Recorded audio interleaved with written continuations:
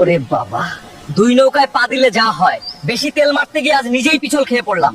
রাজনীতিতে বড়দের ঝগড়া লাগাতে নেই, শেষে হাড়গোড় নিজেরই ভাঙে। বনের এক শিয়াল নিজেকে বড় নেতা মনে করত, কিন্তু আসলে সে ছিল এক পাতি নেতা। তার নিজের কোনো শক্তি ছিল না। সে কেবল বনের প্রভাবশালী নেতাদের, যেমন বাঘ আর সিংহের, পা চাটত আর তাদের গুণগান গেয়ে বেড়াতো। সে ভাবত বড়দের পা চাটলে একদিন সেও বনের রাজা হবে।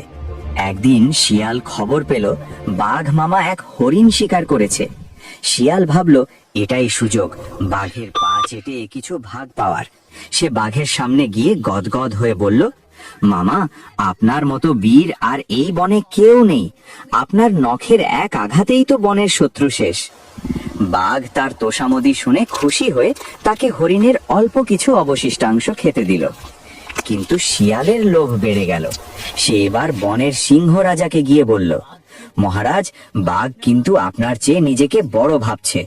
সে দুই নেতার মাঝখানে ঝগড়া লাগিয়ে দিয়ে নিজের ফায়দা লুটতে চাইল।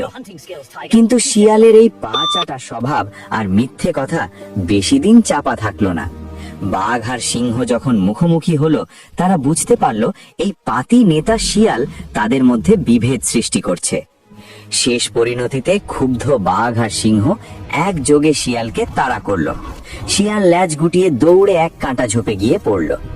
সেখানে বসে সে আফসোস করে বলতে লাগলো, তোষামদি করে আর পা চেটে সাময়িক লাভ হলেও শেষ পর্যন্ত নিজের কোনো সম্মান থাকে না, বরং অপমানই জোটে।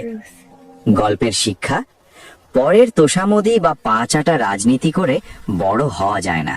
এর শেষ পরিণতি সবসময় করুণ ও অপমানজনক হয়।